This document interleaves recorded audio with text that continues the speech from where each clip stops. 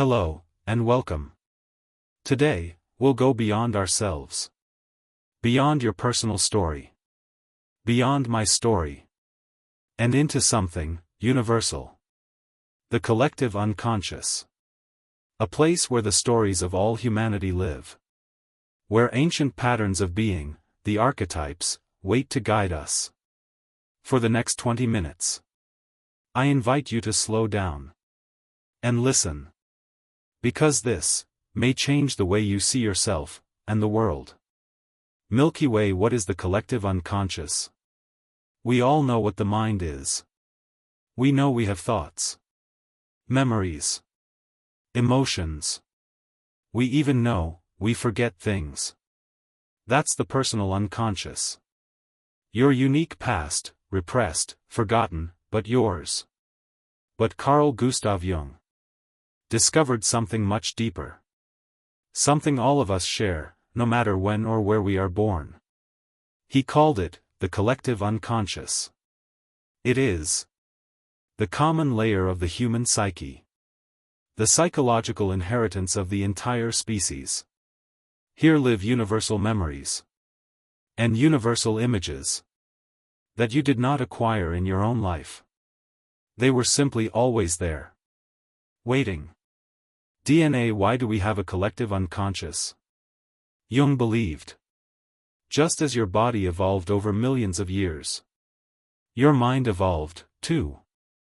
We are born with instincts, like the instinct to suckle, to fear falling. Why? Because they helped our ancestors survive. In the same way, we are born with psychic instincts. Patterns of behavior and thought. Ways of seeing the world. And these patterns live in the collective unconscious. They are not personal memories, but the experience of humanity itself. Link. How do we access it? You might wonder. If it's unconscious, how can we know it's there? Well, the collective unconscious shows itself through symbols. It whispers through our dreams. It appears in myths and fairy tales. In religions. In art. In the fantasies of children. Have you ever dreamt of falling? Flying? Being chased? These are not just random. They are ancient motifs. Shared. Human. Mage. What are archetypes? At the heart of the collective unconscious. Live the archetypes. What are they? Think of them as primal images. Universal roles. Blueprints for human experience. They are not gods. But they feel like gods. Because they are larger than life. Jung wrote. The archetype is a tendency to form images, but these images are not inherited. Only the possibility of such images is inherited. So, the archetypes are potentials. The stories are written by you. But the structure of the story is as old as humanity. New Moon. The major archetypes. Let's talk about some of them. The shadow. The dark, hidden side of yourself. Everything you deny. Everything you don't want to admit, but that is still part of you. In myths, the shadow appears as monsters. Dragons. The villain you must face. The anima and animus. The inner feminine in a man, the anima. The inner masculine in a woman, the animus. Together, they show us what we lack. And what we long to integrate. The persona. The mask you wear. The role you play in society. It helps you function. But it's not your true self. The self. The center. The wholeness we strive for. The divine spark within.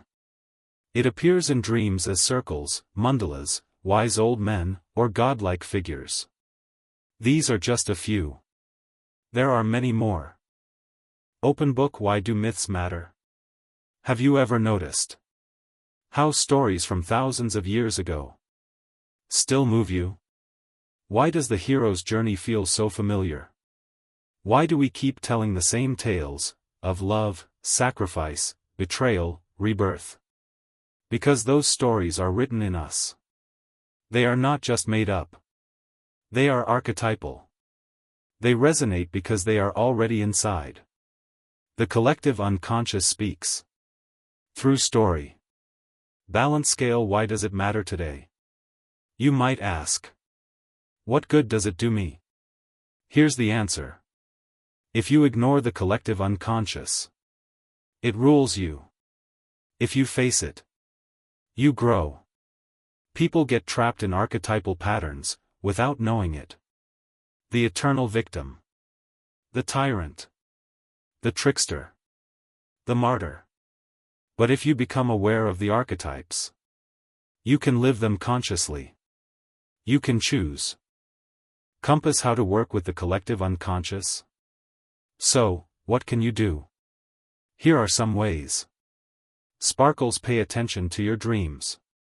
They are the royal road to the unconscious. Write them down. Look for symbols.